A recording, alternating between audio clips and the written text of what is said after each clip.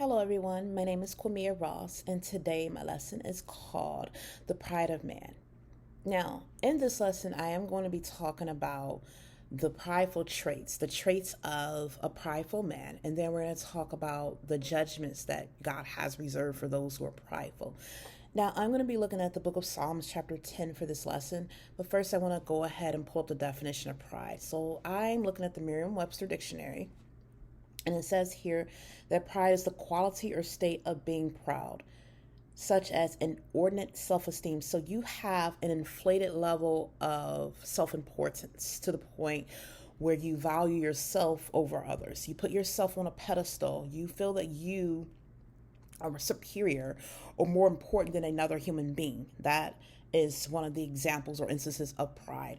There's also, if you have a reasonable or justifiable self-respect, you have delight or elation arising from such act, possession, or relationship. So if you value things, if you base your importance on the things you have, the things you've accomplished, and the people you know or who you associate with, that can lead to pride also, because now you're feeling you're important because of these things. And things do not make a person who they are. Things do not make us who we are. Because you have something doesn't mean you're more important than another person.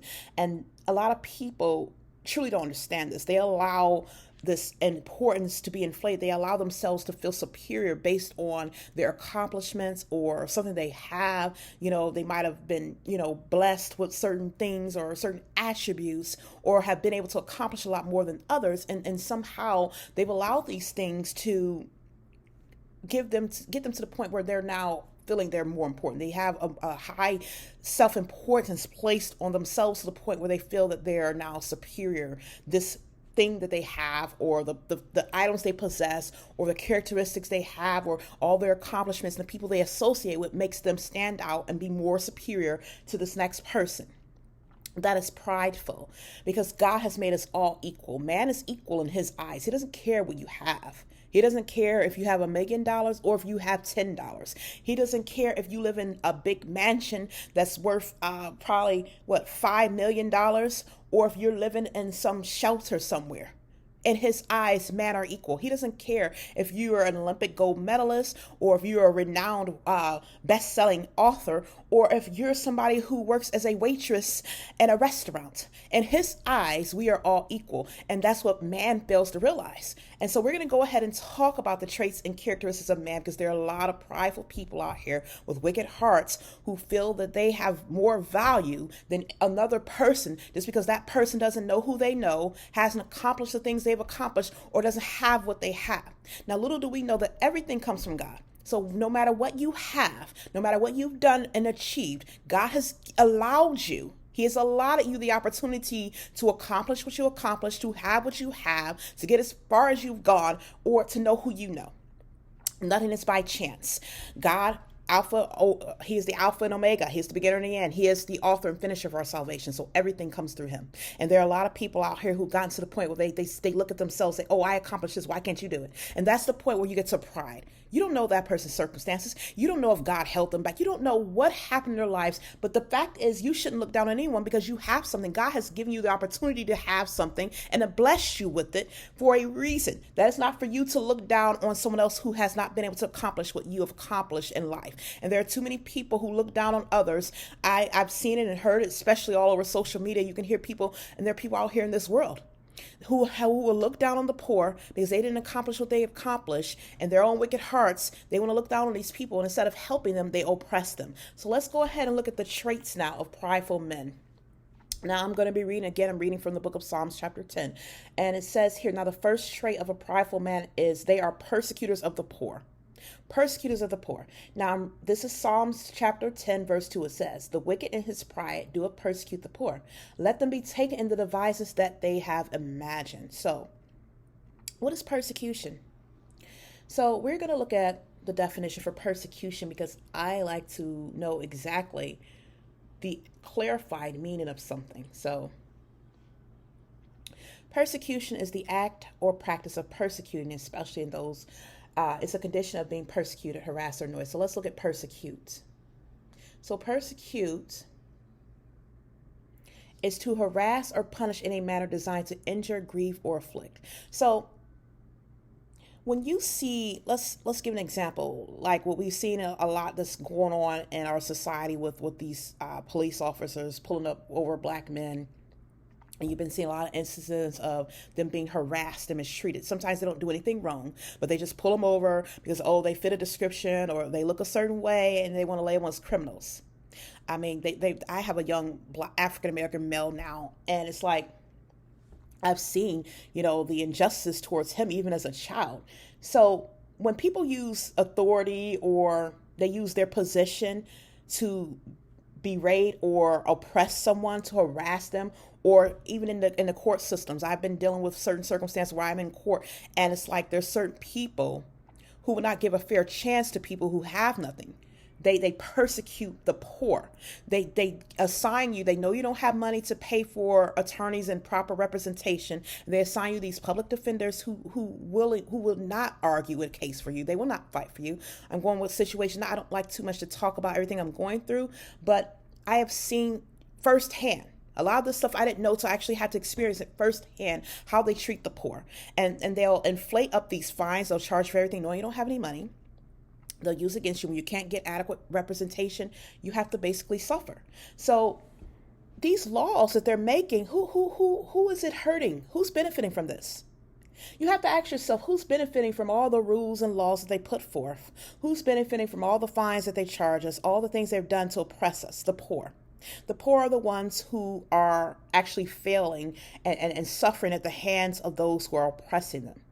So those who are prideful, those who are in positions of authority, who have, who are educated in positions of authority, have all these accomplishments, they're now using their positions of power and authority to oppress the poor. And this is something that God does not like.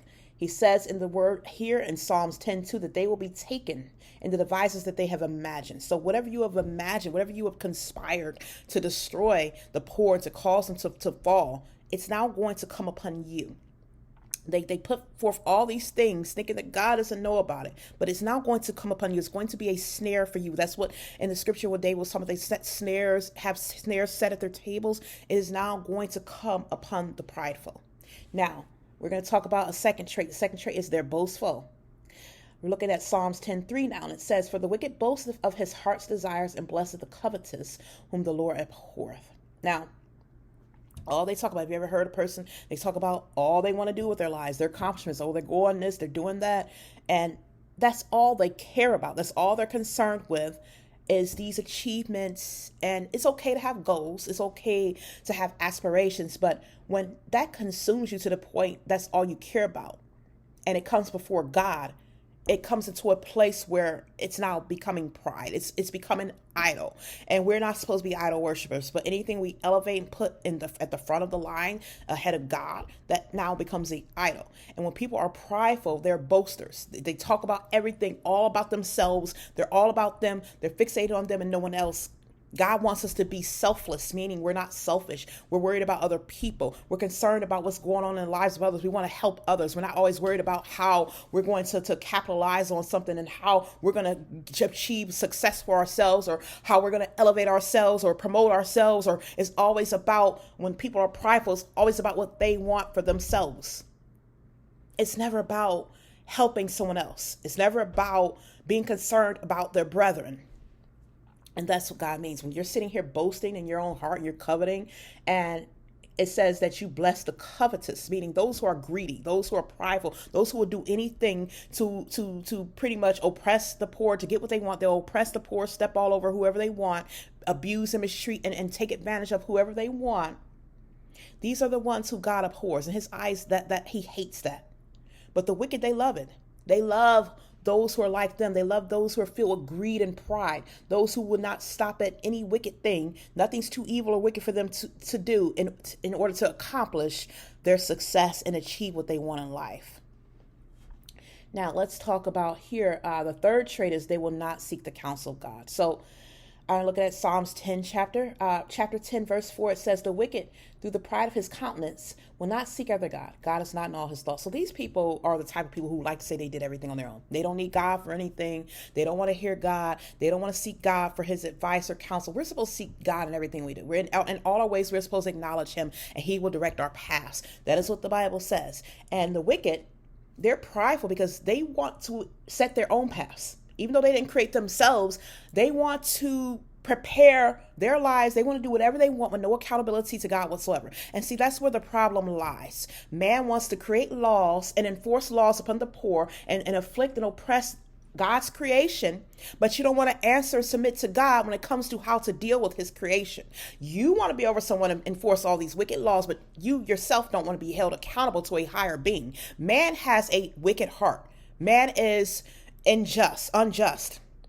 Man is biased. So there has to be someone over man, because if man can just do what he wants with no liberation, look at what we get. What happens? Chaos and disorder ensues, and that's why our world is the way it is now, because you have a bunch of prideful people who have looked at their accomplishments and their achievements and all the things they have and all the people they know. Oh, they have someone vouching for them, and they have all these accolades, and they're part of all these organizations and this and that. So no one can tell them now what to do. Not even God. They don't need to seek God for anything. They know what to do. Their education and everything has gotten them everything they need to know. So they don't need to submit to anyone. And in God's eyes, this is an abomination to him.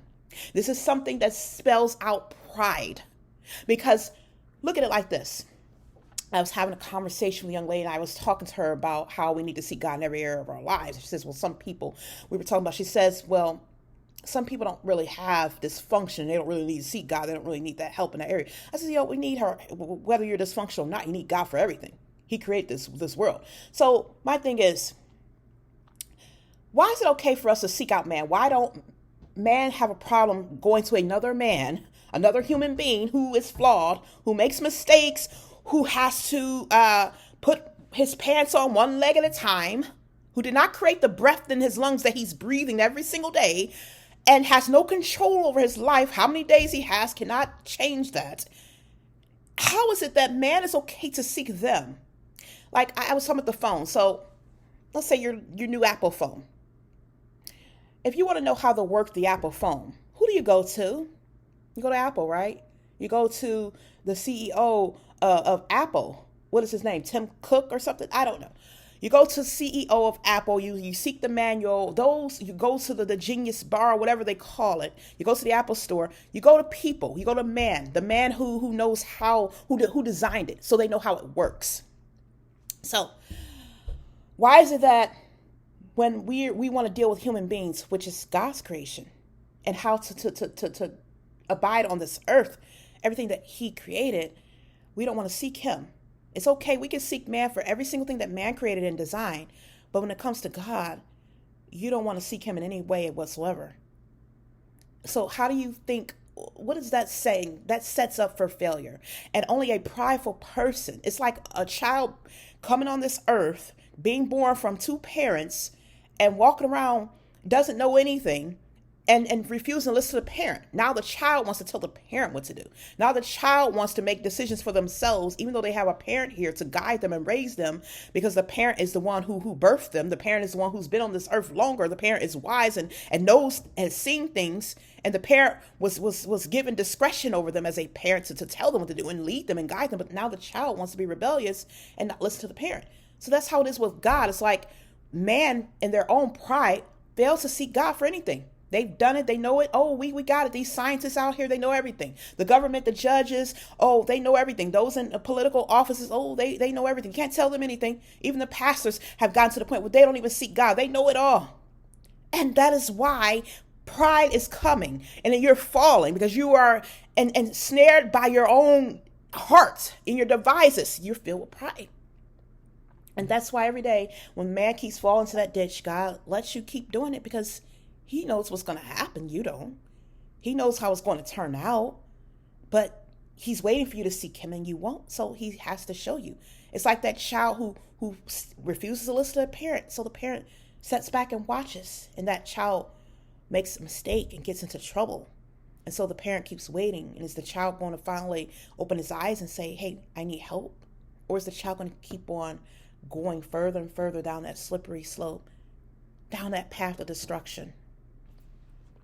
Now let's go back to the next trait here. Now these people, those who are filled with pride, they feel as if they're invincible. Psalms 10:6 says, he has said in his heart, I shall not be moved, for I shall never be in adversity. So these people are comfortable because they have their success. They have their degrees. They have their homes, their businesses. They have their investments. They have their stock. They have all these things who God has hit numerous times. How many times has the stock crashed? How many times? How many times has there been an upset in our economy where people were out of work and didn't know what they're going to do, and businesses were shutting down? How many times did God have to say, you know what? I'm still in control here. Your stock and investments are not going to help you. Your businesses are not going to help you because everything in this earth is mine. If you don't want to seek me, okay, then I'm going to start taking it all away. See, that's the thing. They feel like they can't be moved. They've been in these positions of authority for decades.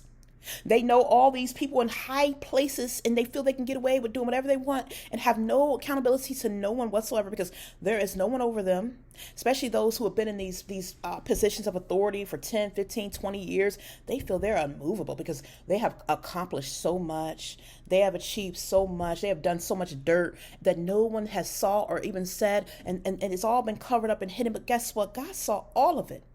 And he's ready to judge because he's saying, you feel you can't be moved. How many times did he destroy? He destroyed the first earth because there were wicked men who would not seek God. Destroyed it with a flood. He said he would never do it again, but he did destroy Sodom and Gomorrah with fires. And there's been all types of things going on, all types of like earthquakes and floods. Why do you think all this stuff keeps happening? Because you have wicked people who sit here on their pedestal looking at their power, their prestige, their authority, their accolades, their money, their investments, and they say, oh, I can't be moved. I don't need anyone. I'm sitting in this position. I'm comfortable. Who's going to move me? That is pride. When you think that you will always be sitting here and you can do whatever you want and you're untouchable. Let me tell you, there is no one on this earth who is untouchable. Satan himself is not even untouchable. The demons tremble at the name of God. They tremble, okay? No one's untouchable. You're only here today by the grace of God. Only, all of us, everyone who is breathing right now, everyone who has life in their lungs, who has a heart and their soul is here. You are only here by the grace of our Heavenly Father. Whether you have saved him or accepted him in your life or not, he created you. He still created you, and you're still his creation.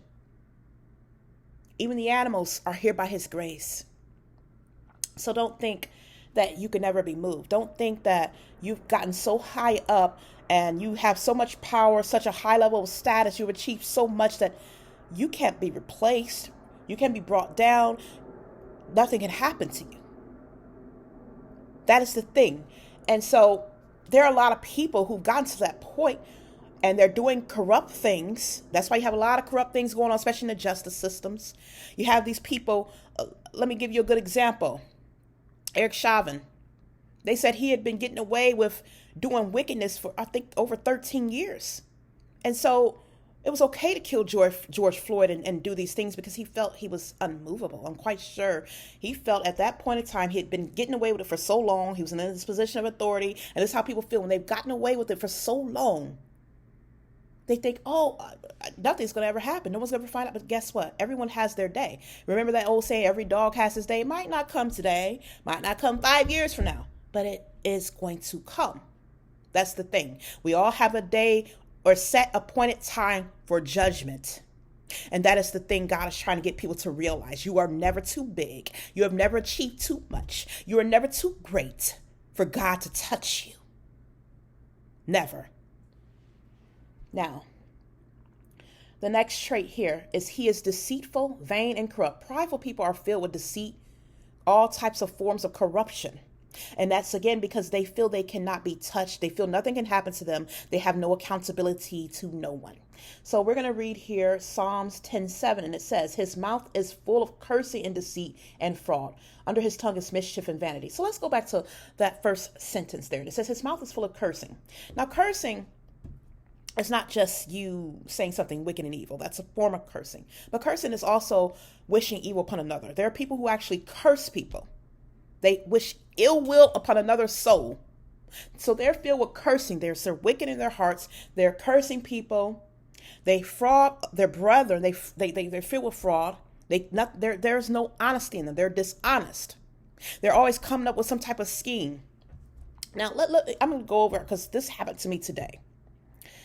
I was very low on gas, so I was filling up my tank, and I decided to put in, because the gas is expensive now. So I put in enough to get 3 gallons of gas, and my gas was very low. So my car tells me how much the mileage that I have on it. And so my car usually gets about 30 miles a gallon, something like that, 30 miles, something like that. So I was about 90 miles, probably, no, 80 some miles I had on my gas tank. It was showing on the speedometer, it shows, how far you have left. So I put 3 gallons of gas in my tank, and I've been having to fill up my tank over and over. Like, what is going on? It's like the amount of money I put in there would usually get me more gas than what I've been getting lately. So I put 3 gallons in there. This time I paid attention to how much gas I had before I put in the gas. And once I put in the 3 gallons worth of gas, I wanted to look back, see how many miles I had. And so it was at like 140. So I'm looking at that. That's not even 60 gallons. I mean, that's not even 60 miles. And usually I can get like 30 some miles a gallon. So I'm looking at like, what was going on? So that's another thing. When we're filling up our gas tanks with all these corporations, these big businesses, companies, they find ways to somehow be dishonest and deceitful. I've been in stores where they raise the prices up on things, just inflate the prices. They're doing all types of dishonest things, even with car places. They sell you cars that break down, or they'll I've heard of them moving the mileage back. So looking at my gas tank, if that was exactly 3 miles, I should have had a lot more that was 3 gallons of gas. I should have had a lot more mileage than I had shown up in my car, but I didn't. So even though it said it was 3 gallons worth of gas, I didn't have 3 gallons worth of gas in my tank. So, that's another thing with people out here, doing deceitful things. People who run these businesses, finding ways to scheme and scam people. They're doing it. And that's, again, having a prideful heart, because why would someone do something they felt that there was a chance of them getting caught? These people have been doing this all along and getting away with doing things for so long that they feel like they've gotten so prideful, they're boastful in themselves, that they feel like, oh, nothing's going to happen. I can do what I want. They're wicked in their hearts. They're wicked. Now, it talks here about they are murderers and oppressors of the poor. Yes, when I saw that, I was a little bit shocked. But yes, those who are filled with pride are murderers. Now again, when you have so much pride, it's like you have no limits. You have no limits because you feel you can get away with doing whatever you want to do once again. And those who have lots of success, lots of authority, lots of money, usually you find these people engaging in all these type of dishonest, illicit behavior because they feel that they can get away with it. And then there's some people who are just, ignorant, who don't care, and they do it too. So, but a lot of these things that are going on, these people who have pride in their hearts, they're committing all these treacherous things behind the scenes, and because no one's holding them accountable. But guess what? I'm here to let you know God's going to hold you accountable. That's who we are going to answer to. He's our judge. He's the sovereign God and a judge over all man on this earth. Now let's read here. I'm reading Psalms chapter 10, verse 8, and it says, he sitteth in the lurking places of the villages. In the secret places do he murder the innocent. His eyes are privily set against the poor. So once again, the prideful are always oppressing the poor. They are always seeking to devour and destroy the poor. They're always finding ways to oppress the poor, to scam the poor, to cheat the poor out of money. They're inflating the rent on the poor. They're coming up with all types of ways to charge the poor. Or I drove through the city of East Cleveland in Ohio. Is horrible. They have these these little traffic stop things on every post, almost on every corner. And it's like you have to be careful. It's like they're really trying to oppress people and trap them. And I was driving past one day, and I was careful to follow the speed limit. It was 25, and they claimed that, oh, the school lights or something was on, and I was going 25 and a 20, and sent me a ticket in the mail. And I was like, no, I know I know that I was going. There was no school light on, and it was not 20 miles. It was 25, and I was going that. And I can pull up because I have this little trip thing with this GPS that's attached to my car. It tells me, where I'm going, the speed limit I'm driving, and it gives me alerts and everything. And so I went to the website to say you can view footage on the video, and there was no footage. It was just a camera just showing me my car. And it's like they can set up these traps. They have these cameras rigged to just go off, because once again, it's a poor area. East Cleveland's so poor, they don't even fix up the streets there. The streets are horrible. Everywhere you go, there's a hole in the streets, and you can mess your car up going down there. So I was definitely not speeding because I wasn't trying to run over those bumps all over the street. But they'll lie just to scam the poor. They're setting up all these cameras all over the corner, every corner, like every few hundred feet. You see this camera, and then sometimes it just goes off, and they're sending people tickets in the mail, $100-some ticket. Just another way to oppress the poor.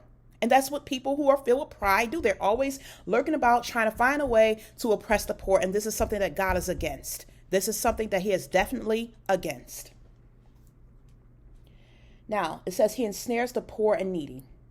Now, looking at Psalms 10, chapter 10, verse 9, it says, he lieth in wait secretly as a lion in his den.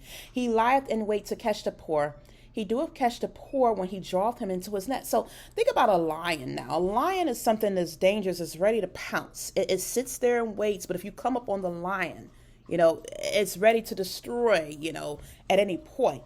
So that's what those who are wicked and filled with pride do. They're waiting to catch their next prey. It's like they're preying, literally preying on the poor. They're literally preying on those who are beneath them, who they have more power than, who they have more influence, more money and resources. They prey on them. And this is what God has watched and seen, and he is tired of it. He is tired of it. Now, this is the final trait, and then we're going to go into the judgments. And it says they don't fear God. I'm looking at Psalms 10, chapter 11, and it says, he hath said in his heart, God hath forgotten. He hath hidden his face, he will never see it. So these people, they feel like God doesn't know anything. They feel like they don't have to worry about God. Oh, who cares what you say? If you tell them God's going to judge them, or you bring up anything about God, these people be the first one. They don't care. They're not worried. It doesn't faze them. They have more fear of man than they do of God. They have no regard whatsoever for God. They believe that, oh, God's not going to do anything to me. They've been doing it for so long. Oh, they're comfortable. And that's the thing. God allows you to continue to keep digging your ditch, but he saw every single thing you've done. Everything. Not one thing has escaped him. Everything you have done, he has already seen it. It's being jotted down. Every single thing, he's laid account. You don't even have to jot it down. It's there. He knows every single thing you have done from the very first day you came onto this earth. He knows every cry you have made. He's seen all the tears you shed. He can count the hairs on your head. What makes you think he doesn't know what you've done? He knows everything. It says he's made the eyes. How can he not see? He made the ears. How can he not hear? I never understand how it baffles me how people who are so educated and so intelligent can be so clueless and ignorant at the same time. You really think that there a creator and all-seeing God over this earth does not know what you've done? You really think that? That he's seen it all. And these people feel comfortable to continue to do it because they feel like, oh, no one's going to do anything. God's forgotten. He never forgets. You might forget, but he doesn't. He'll wait till you when you finally forgot. He'll wait till that moment when you really think that you have gotten out of the clear and come back and say, oh, guess what? Remember when you did this? Remember so-and-so? Oh, you forgot about that, didn't you? Well, guess what? I have it right here. They cried out to me every day over the things you've done, and I'm ready. I gave you time to make it right. I gave you time to repent, to acknowledge your sin.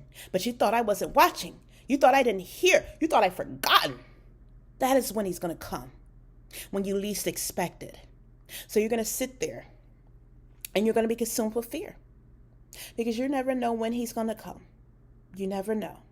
So that's why it doesn't pay to do evil and to test God. It doesn't pay.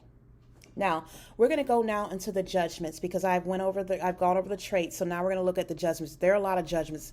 This is only some of them, but there are many more judgments for the prideful. So first we're going to talk about the first judgment is they're going to be destroyed with their riches and the things they require with their works. So I'm reading Isaiah 25:11, and it says, "And he shall spread forth his hands in the midst of them, as he that swimmeth spreadeth forth his hands to swim. And he shall bring down their pride together with the spoils of their hands." So not only is he going to take away their pride, meaning you're not going to have anything left that brings you pride, but he's also going to remove everything that you have gained by the works of your hands, because everything comes from him. Every man can always say, "Oh, I did this on my own. God didn't do that for me. I did it." But guess what? God created your brain. If you use your brain to do anything, he did it. If you use your hands that he created, he did it. If you used his legs and any of the resources that he put in this earth, guess what?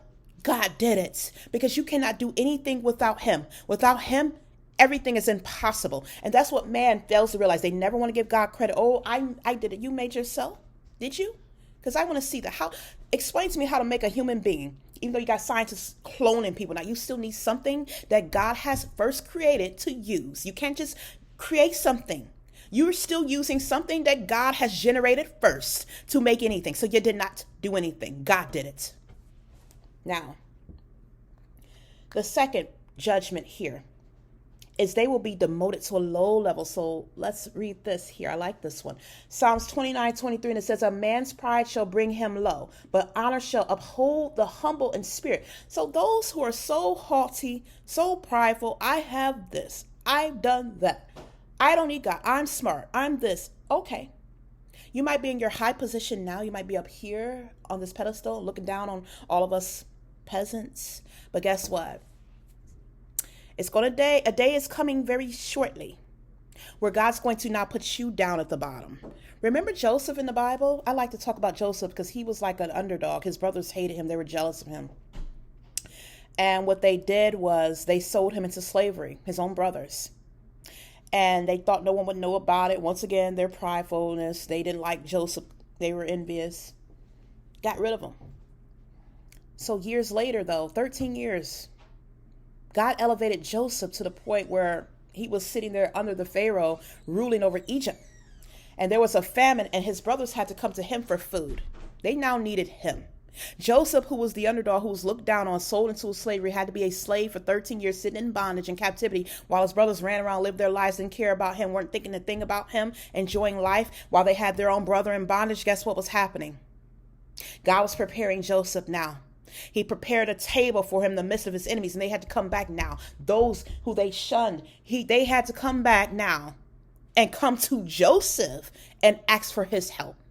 They now needed him. They were at his mercy. So that is how God's ready to turn the tables on the wicked. He's ready to turn the tables on the prideful, those who you shunned, those who you looked down on, the poor who you hated, the needy who you afflicted and persecuted. He is ready to turn the tables now where you're going to now need them and they're going to be elevated above you. Now, the next judgment here, I'm reading here, it says, "They shall fall into destruction." This is Proverbs 16:18. It says, "Pride goeth before destruction, and an haughty spirit before a fall." So those who are filled with pride, destruction is coming. If you don't turn around, for a lot of you, it's too late. But pride, when you're living a prideful life, destruction is right around the corner. Those who are haughty, your impending fall is approaching. Now, the next judgment, they will be consumed. Their curses will come upon them and they will be consumed by their own pride. So Psalms 59:12 says, "For the sin of their mouths and the word of their lips, for the sin of their mouth and the words of their lips, let them even be taken in their pride, and for cursing and lying which they speak." So everything you thought you did, you lie on your brethren, you slander them, you told these lies to get to positions of and be promoted above another person. You have done wicked things, stabbed people in the back, you curse your brethren. All that stuff now is about to come upon you. It's all about to turn around and come upon you. So if you've done these things and there's still time, you need to go with God and make it right. Or go to your brethren who you hurt and make it right with them. It says they shall be ashamed. So this is a good one. You're going to have shame. If you're filled with pride, those who are filled with pride and doing these things, you're going to be filled with shame. Proverbs 11:2 is what I'm reading. It says, when pride cometh, then cometh shame, but with the lowly is wisdom. So if you're a humble person, the Bible says, humble yourselves before the Lord, and at due time he will exalt you. It's best to allow God to exalt you. Man always wants to look down on us, look at us, judge us. I've gone to plenty of churches where I talk about this. They didn't want to help me because they're looking at what I have. I didn't dress the way they thought, or they saw I didn't have much, so they looked down on me. But God will exalt us. We don't have to worry about being glorified by man. Our focus is to allow God to lift us up, not to try and lift ourselves up or to try and impress this person or look good for man, because they're biased. They love you today, and tomorrow if you don't have anything, they're gone.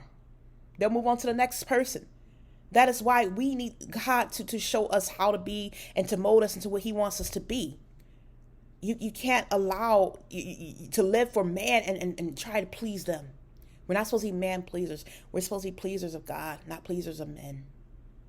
And so when we humble ourselves and we're walking around with humility and we're seeking the Lord and we're letting him lift us up, we're not exalting ourselves. We're not boastful. We're not filled with pride. We're not plotting and doing evil and wickedness and corruption. Eventually, when God's ready, he will put us up in that place, a position where he wants us to be. He will elevate us to the next level. Now, here I have two more judgments, and it says this one is kind of harsh. It's Leviticus 26:19-20. And I will break the pride of your power, and I will make your heaven as iron, and your earth as brass, and your strength shall be spent in vain. For your land shall not yield her increase, neither shall the trees of the land yield their fruits. So that's very powerful. This is a very, very high level punishment right here when it says God's going to break the pride. Those who are prideful need to be broken to the point where you submit to God. He's trying to humble you now. And if it takes you being broken, that's what's going to happen. How many of y'all heard the saying, the school of hard knocks, or something like where a hard head makes a soft bottom, or sometimes you have to hit your head or bump your head in order before you actually straighten up. Basically, that's just how it's put. And so what God's going to do for those who are prideful and refuse to seek him, he's going to break you. He's going to break that pride. He's going to break the power of your pride, meaning everything that allowed you to have pride in the first place, your wealth, he's going to take it from you. If it's your wealth that gave you that pride, it's gone. If it was your family or the people you know, he's going to cut them off and remove them from your life. If it was your positions of authority, your authority and your influence, he's going to remove it from you. He's going to demote you, put you to a low level. That's what's going to happen. And everything in this earth is his. All the resources, I talk about this all the time, all the iron, the petroleum, the coal, the gold, the oil, cotton, all the stuff that we're using are resources that came from God. They come from his grounds. The water, everything we need comes from him. So if you want to hoard up everything and keep it from your brethren, and you want to be haughty and prideful and oppress the poor and needy and afflict them, God's going to cut you off. He's going to dry up his resources and cut you off. He said your heavens will be iron, meaning there won't be any rain. Rain will not come down upon you. Your fields will not be watered. Your trees, your earth will be brass. You won't yield any increase. You won't yield a harvest. So everything you need is basically he's cutting off your resources that you need to thrive. Because if that's what it takes to get you to the point where, hey, I say, here I am, Lord, I'm broken. We have to be broken. Because see, when something is hard, you have to bend it and break it before you mold it back. And that person knows what it feels like now to be at a very low level where they know that they can't help themselves. And that's what he's trying to do, because you're so prideful that you feel like you could do everything in your own power. You could do whatever you want. You don't have to submit to anyone. But God's now trying to put people to that point where, hey, you have to see me and acknowledge me. You're not going to keep getting away with this. And you're definitely not going to keep destroying my people.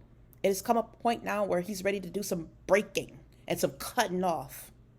He didn't want it to come to this point, but people are prideful. Man have pride in their hearts. Now, finally, we're going to talk about how the Lord is going to now judge over his people because of the pride of man. And I'm looking at Psalms 10, chapter 10, 17-18. And it says, Lord, thou hast heard the desire of the humble. Thou wilt prepare their hearts. Thou wilt cause thine ear to hear, to judge the fatherless and the oppressed, that the man of the earth may no more oppress. So God's going to be a judge over all the fatherless, over all those who have been oppressed and put in bondage, because man have, in their evil, wicked hearts, have oppressed the poor, have taken advantage of them. And God is, they're no more, they're going to be able to do that, because God is putting an end to it now. And I just want to go ahead briefly and talk about, there were three people in the Bible, three big people who were big, great in power, great in authority, great in influence, and they actually fell because of their pride. That was Goliath, who had to face David. He mocked David, even though David was very small. He was this big giant who was prestigious in battle. He won all these wars. Felt no one could ever defeat him. And eventually, little David defeated him with a slingshot and a stone. God took him out in a low way because he wanted to let him know, hey, this is my power. I don't care about how big you are. I don't care about how many wars you've won. I don't care what you have accomplished. When you're coming up against me, you will not win. You can be moved. That's what he showed him. Haman was another one. He boasted about his riches and everything that he had. He prepared for the Jews to be destroyed. He wanted Mordecai, Esther's cousin, to be killed, tried to set up some gallows to hang him on it. And guess what? In the end, Haman was hanged on the gallows that he prepared for Mordecai. In his own pride, he got caught up in his own snares. His own pride consumed him and overtook him and caused him to lose his life. Then you have Saul. Saul was one of the favorite ones to talk about because Saul was king. He was king over Judah before David was. And he was filled with pride. He hated the fact that David surpassed him and in battle. He hated to see that there was someone greater than him. And that's pride. When you can't allow someone else to be greater, when you feel that you have to be the best at everything and you can't make room for another person, that is prideful. And Saul allowed his pride to consume him to the point where he pursued David relentlessly till God had to eventually destroy him. He ended up killing himself, lying on his own sword. So these great men of power fell in the Bible. They faced destruction because of their pride. So don't think that if you're filled with pride and you won't seek God or come to him or humble yourself and you're doing all these treacherous things, don't think that you won't face destruction and go before a fall. Thank you.